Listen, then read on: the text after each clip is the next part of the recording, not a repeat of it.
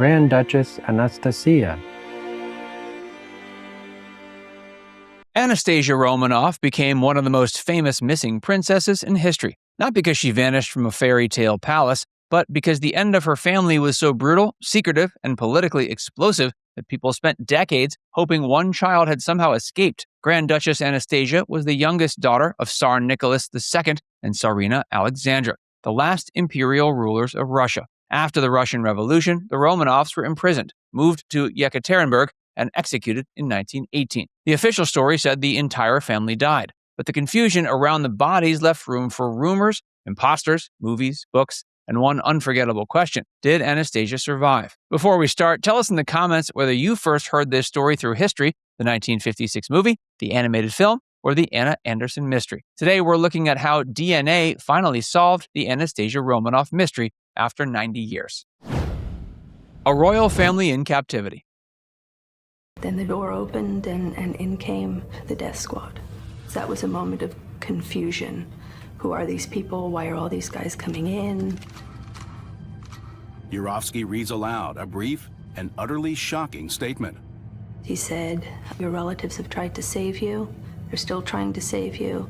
And we can't have that, so we have to kill you. For more than 300 years, the Romanovs ruled Russia. That dynasty ended during the upheaval of World War I, revolution, hunger, anger, and political collapse. Nicholas II gave up the throne in 1917, and the imperial family became prisoners of the new revolutionary order. Nicholas, Alexandra, and their 5 children were eventually held in Yekaterinburg at the Ipatiev House. Their children were Olga, Tatiana, Maria, Anastasia, and Alexei, the youngest heir whose hemophilia had caused years of private fear inside the royal household. In July 1918, anti-Bolshevik forces were advancing towards the area. The local Bolshevik authorities feared the Romanovs might be rescued and became a rallying point for the old regime. In the early morning hours of July 17th, the family and 4 loyal attendants were taken into a cellar. They were told they were being moved for safety. Instead, a firing squad entered, and the Romanov family was killed. Their bodies were moved, damaged, burned in part, and hidden. That secrecy created the perfect conditions for mystery.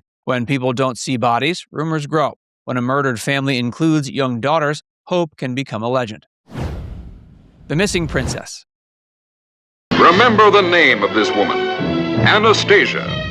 About her was woven one of the world's most fabulous conspiracies. Anastasia became the center of the legend. She was young, spirited, and easy for storytellers to imagine as the one who slipped through history's fingers. The lack of confirmed remains helped keep the idea alive. Then came Anna Anderson, the most famous woman to claim she was Anastasia. She appeared in Europe after World War I and attracted supporters who believed she knew private details only a Romanov might know. Others were unconvinced. Some believed Anderson was actually Franciszka Szankowska, a Polish factory worker with a troubled past. Her case dragged on for decades, especially in German courts, where no final proof settled the question during her lifetime. That uncertainty gave the story remarkable staying power. Anastasia was not just a historical figure anymore. She became a symbol of survival, denial, and the strange way tragedy can turn into myth.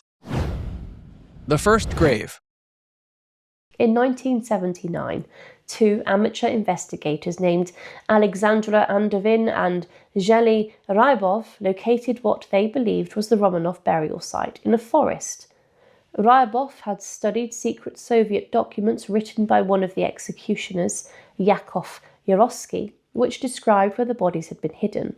Digging carefully, the men then uncovered human bones. The first major break came not from a palace archive, but from a hidden grave. In the late 70s, investigators located a burial site near Yekaterinburg, but the discovery remained secret for years because the Soviet Union was still in power. After the Soviet collapse, the grave was officially opened in 1991. Inside were 9 sets of remains. Scientists believe they had found Nicholas, Alexandra, 3 of their daughters, and 4 members of the household staff. DNA testing in the 90s supported that conclusion. Mitochondrial DNA helped connect Alexandra and the children to living maternal relatives, including Prince Philip, who was related through Alexandra's family line. Testing also supported the identification of Nicholas. One unusual detail in his mitochondrial DNA, a condition called heteroplasmy, was later strengthened by comparison with the remains of his brother, Grand Duke George Romanov. But there was still a problem. 2 Romanov children were missing from that first grave. One was Alexei.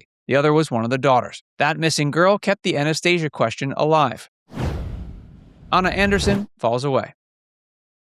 How shall I tell you who I am? In which way? Can you tell me that?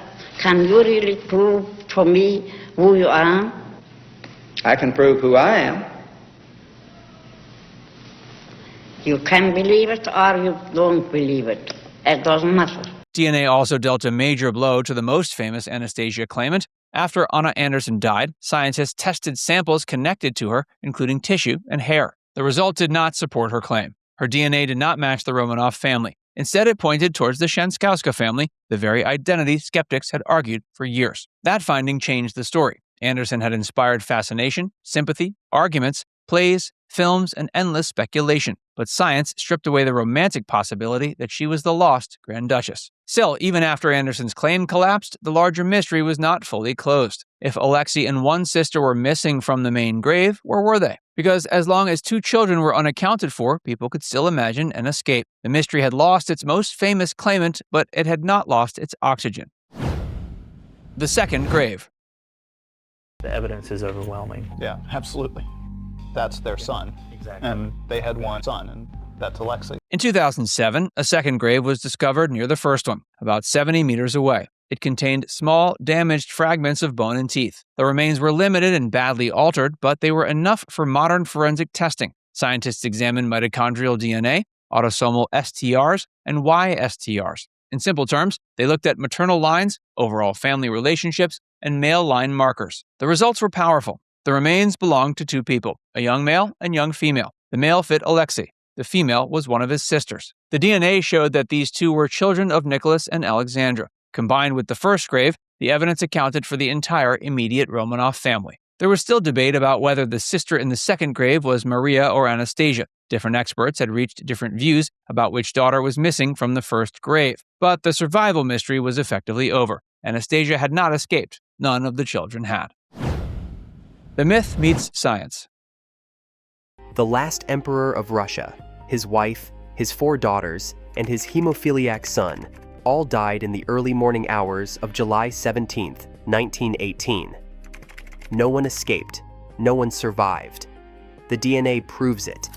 And after 107 years, the mystery is finally, completely closed. The final answer was darker than the legend. There was no lost princess growing old in secret, no hidden royal life, no dramatic rescue from the cellar. The evidence pointed back to the original horror. The family died together in 1918. DNA did what rumors, court cases, memoirs, and films couldn't. It connected bone fragments, living relatives, old bloodlines, and historical records into a single picture. It also showed why this mystery lasted so long. The Soviet silence, the damaged remains, the missing children, and the rise of imposters all kept the question alive for nearly a century. By the time the second grave was identified, the Romanov story had already passed into popular culture. But science gave history its answer. The mystery of Anastasia was not solved by a confession, a diary, or royal secret. It was solved by DNA. Now it's time to hear from you. Did you believe Anastasia might have survived when you first heard the story? Let us know in the comments section below.